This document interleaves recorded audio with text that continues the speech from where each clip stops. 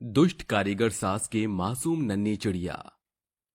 एक रसोई में आग की लपटें बहुत तेजी से फैली हुई थी। ये देखकर एक चिड़िया घबरा कर कहती है, मेरी संतोषी को मार डाला, हाय रब्बा मेरी संतोषी को मार डाला, छोड़ूंगी नहीं मैं उस कारीगर खड़ूस सास को, मुझे पुलिस के पास जाकर सब कुछ बताना होगा। ऐसा बोलकर वो चिड़िया पुलिस स्टेशन जाती है और पुलिस से बातें करने लगती है, जहाँ पुलिस उसकी बातें सुनने के बाद कहती है, अल्ला, भला ये कैसे हो सकता है? एक चिड़िया मुझे ये सब कुछ बताने आई है। क्या तुम सच में बोल रही हो? आपको विश्वास नहीं होता तो ये देखिए। ऐसा बोलकर मीठी चिड़िया पुलिस वाले को कुछ दिखाती है, जिससे वो उस पर विश्वास कर लेते हैं। आखिर वो चीज क्या थी और आग की लपटों में कौन जल रहा था और चिड़िया बोल कैसे सकती थी? इन सारे सवालों का जवाब जानने के लिए हमें कहानी में कुछ समय पीछे जाना होगा, जहाँ मीठी चिड़िया बहुत छोटी थी और संतोषी के साथ सालों से रह रही थी। वो बहुत ही गरीब थे और संतोषी के बस पिता थे, माँ पहले ही गुजर चुकी है। एक शाम संतोषी अपनी मीठी चिड़िया के साथ खेल रही थी और उसे पकड़ने की कोशिश करती है, लेकिन वो हाथ में नहीं आती है। अरे अरे मीठी, हम उड़ती ही रहोगी या मेरे पास भी आओगी? नहीं नहीं, मुझे तुम्हें ऐसे परेशान करना अच्छा लगता है जब तुम मुझे पकड़ने के लिए और कूदती हो। अच्छा बेटा, ऐसा है, चुपचाप मेरे पास आ जाओ, वरना मुझे गुस्सा होने में 2 मिनट नहीं लगेगा। अरे अरे गुस्सा क्यों होती हो, आ रही हूँ। ये हुई ना बात। ये सुनकर मीठी संतोषी के हाथ पर आकर बैठ जाती है तो संतोषी बोलती है, मीठी, तुम मुझे परेशान मत किया करो, तुम जानती हो ना तुम्हारे अलावा मेरी कोई अच्छी दोस्त नहीं है। अच्छा ठीक है बाबा, सॉरी, अब से तुम्हारे बिल्कुल पास रहूंगी, तुम्हें बिल्कुल अकेला नहीं छोड़ूंगी। चलो घर चलते हैं, देखते हैं कौन पहले पहुंचेगा बाबा के पास। ये कहकर दोनों रेस लगाते हुए घर पहुंचते हैं। मीठी चिड़िया रामकिशोर के कंधे पर बैठ जाती है और संतोषी उसके गले लग जाती है। तभी वो बोलता है, अरे मेरे दोनों बच्चे आ गए और दोनों ही एक साथ आए हो। तो बोलना ही मत कि हारा कौन है। ठीक है बाबा।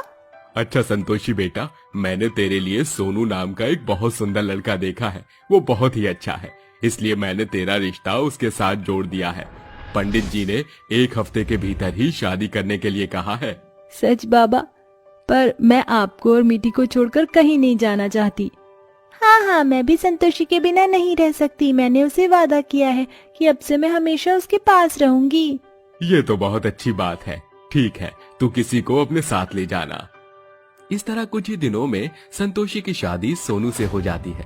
लड़का अच्छा कमाता था, पर सुमित्रा अपने घर के बाहर बढ़ई का काम करती थी, इसलिए लड़के की माँ सुमित्रा रामकिशोर से दहेज लेती है। शादी के अगले दिन ही सुमित्रा ऊंची आवाज में संतोषी से कहती है, अरे ओ बहू, ये क्या है, कैसा पोछा लगाया तूने, और तेरी चिड़िया रानी पूरे घर में तेरे साथ ही उड़ती क्यों रहती है? इधर से उधर चिड़िया घर बनाकर रख दिया है। वो माँ जी, मैंने अच्छे से लगाया था पोछा, मैं दोबारा लगा देती हूँ। मीठी आपको परेशान नहीं करेगी, वो मेरे साथ रहती है ना, शुरू से उसकी आदत है। आदत है ना तो छुड़वा दे, लत थोड़ी है जो जिंदगी भर के लिए लग चुकी है। अगर इसने कोई काम बिगाड़ा ना तो पिंजरे में बंद करके रख दूंगी। नहीं माँ जी, ऐसा कुछ नहीं होगा, आप ऐसा मत करना प्लीज, मेरी मीठी किसी को परेशान नहीं करती है।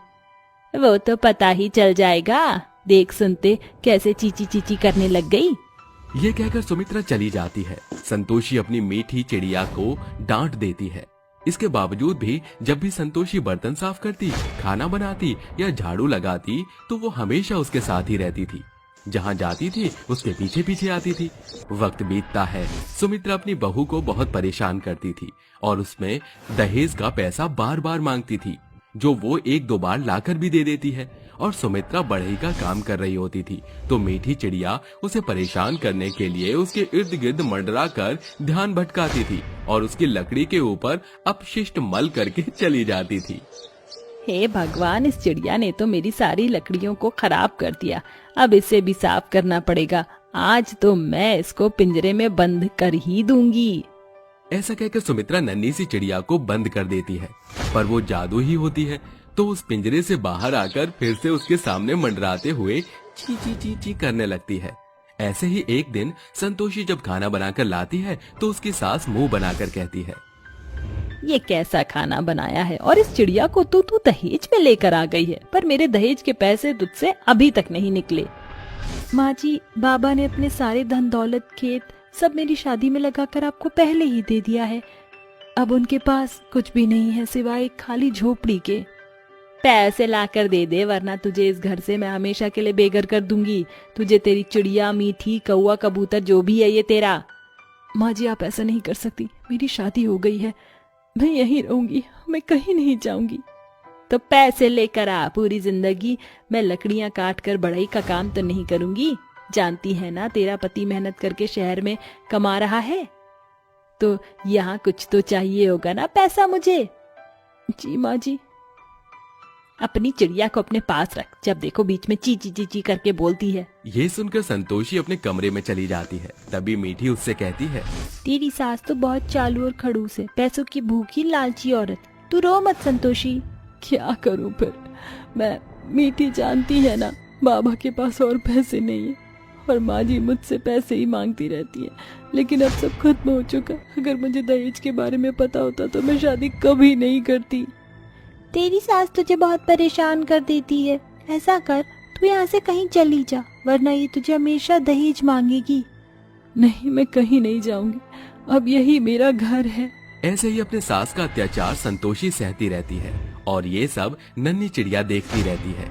एक दिन सास दहेज न लाने पर कहती है, बस बहुत हुआ, इसने मुझे दहेज लाकर नहीं दिया ना, अब चंद पलों में ये मरने वाली है, फिर मैं दूसरी बहू लेकर आऊंगी।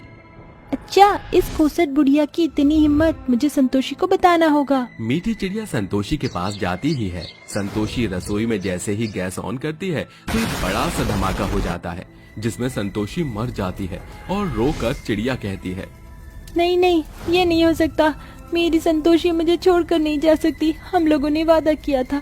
संतोषी, संतोषी, ये सब उसकी खड़ूस सास सुमित्रा ने किया है। मैं उसे छोड़ूंगी नहीं, मैं संतोषी को इंसाफ दिलाकर ही रहूंगी। ये कहकर मीठी चिड़िया फौरन उड़ते हुए पुलिस स्टेशन जाती है और दुर्गेश नाम के पुलिस इंस्पेक्टर को कहती है, इंस्पेक्टर साहब, मेरी मदद कीजिए, मेरी संतोषी को उस बुढ़िया ने जान से मार डाला। अरे, मैं यो के देख रहा सू, पुलिस स्टेशन में चिड़िया घुस गई, और ये मैया, ये तो बोलने वाली चिड़िया है। पुलिस स्टेशन में सब कुछ बोलने वाली जादुई चिड़िया को देख रहे थे। तभी परेशान रोती हुई मीठी कहती है, इंस्पेक्टर साहब, ये मजाक का वक्त नहीं है। मेरी जान से प्यारी संतोषी को उसकी सास ने सिलेंडर ब्लास्ट करवा कर मार डाला। आप उसे गिरफ्तार करके मेरी संतोषी को इंसाफ दीजिए। मैं तुम्हारी बातों पर कैसे विश्वास करूं? कोई सबूत भी तो चाहिए ना। मैं जादुई चिड़िया हूँ, मैं आपको सबूत दिखाती हूँ, देखिए। ये कहते ही जादुई चिड़िया की आंखों से एक रोशनी निकलती है, जो दीवार पर सुमित्रा की सारी करतूत को दुर्गेश पुलिस इंस्पेक्टर के सामने रख देती है। अरे, तुम तो बिल्कुल सच कह रही हो, ये तो उस सुमित्रा का ही किया धरा है। कांस्टेबल, गाड़ी निकालो, बुढ़िया को जेल में डालना है।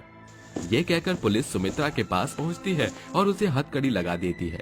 तभी वो बोलती है, अरे अरे पुलिस जी, आप ये क्या कर रही हैं? आपने मुझे क्यों पकड़ा है? अरे, तेरी काली करतूत हम जानते हैं सुमित्रा। कैसे तूने अपने बहू को सिलेंडर के ब्लास्ट में खाना बनवाने के नाम से मार डाला, और तू फिर से अपने बेटे की शादी करेगी दहेज के लिए? तुझे पता नहीं है दहेज लेना कितना बड़ा जुर्म है। अब उम्र भर जेल में चक्की पीसती रहना।